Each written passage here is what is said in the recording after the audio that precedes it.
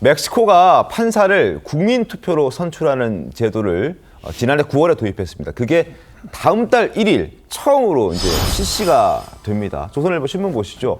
판사까지 국민이 뽑는 멕시코. 와, 정권에 휘둘리는 사법부가 될 것이라는 그런 우려가 나오고 있습니다. 한두 명, 판사 한두 명을 뽑는 게 아니라 무려 대법관 9명을 포함해서 881명의 모든 법관을 국민이 직접 뽑는 선거가 치러지게 됩니다. 자, 이런 게 가능한 나라였습니까, 멕시코가? 원래는 그렇지 않았죠. 하지만 이제 사법 개혁의 어떤 바람이 불면서 이런 판사 직선제가 전격적으로 도입이 되게 된 겁니다. 이 판사 직선제를 놓고서요, 이 멕시코 내부적으로도 대국민 판사 오디션이냐 이런 이야기 나오고 있습니다. 물론 누구나 지원할 수 있는 것은 아니고 지원 조건은 새겨져 있습니다. 네. 일단 이 멕시코에서는 법학 학위를 가지고 있어야지, 그러니까 변호사로서 활동을 할 수 있는 것인데 이 법학 학위를 가지고 있어야 하고 일정 학점을 충족해야 됩니다. 그리고 5년 이상의 해당 분야, 그러니까 법조 경력을 가지고 있는 사람 중에서 지원을 할 수 있는 것인데 이번에 처음 도입된 이 직선제예요. 지원자도 상당했습니다. 49,398명이 지원했다고 알려져 있거든요. 많은 인원을 그렇죠. 많은 인원을 뽑는 것은 맞지만 많은 인원이 지원한 것도 맞습니다. 박민영 대변인님. 예. 이렇게 투표로 881명에 대한 법관들을 뽑겠다.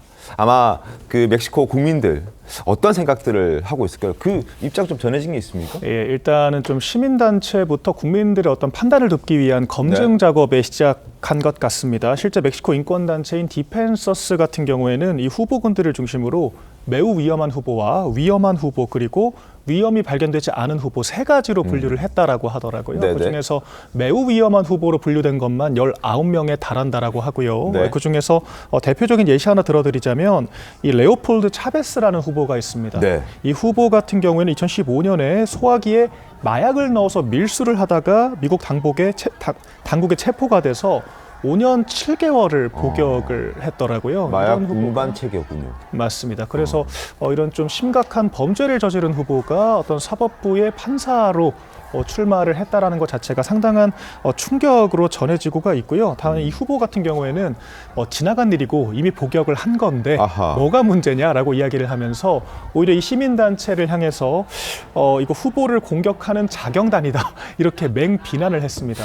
또한 이것뿐만 아니라 이 사법부가 정치권에 휩쓸리게 되는 것이 아니냐라고 하는 우려들도 계속되고 있는 것 같습니다. 결론적으로 임기가 11년에서 12년까지 보장이 된다라고 하더라고요. 그렇더라고 하면 그렇게 오래 보장이 되는 맞습니다.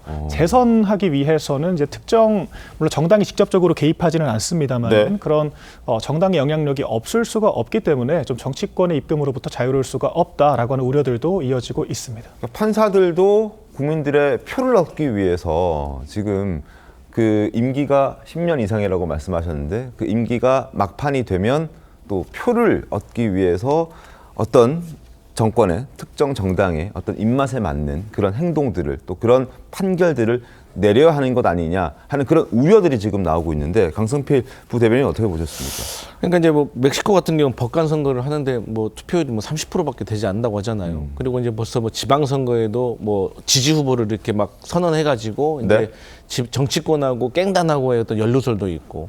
또 깽단 두목을 또 변호하던 또 변호사가 판사로 등록을 하고 이러다 보니까 이제 뭐 정치를 넘어서 이제 사법부까지 이제 깽단이 침투하는 것이 아니냐 이런 우려가 나오는 것이고 사실 이제 종신형 같은 경우는 옛날에 많이 있었지만 그 이유가 사실 예전에는 인간 수명이 좀 짧았기 때문에 오래 못할 것이라는 그런 설도 있는 것인데 요즘은 이제 100세 시대다 보니까 다시 연령을 조정하는 것도 있다. 어쨌든 간에 이런 것들이 있어서 멕시코 국민들에게 어떤 우려를 낳을지는 지켜봐야 될 것 같습니다.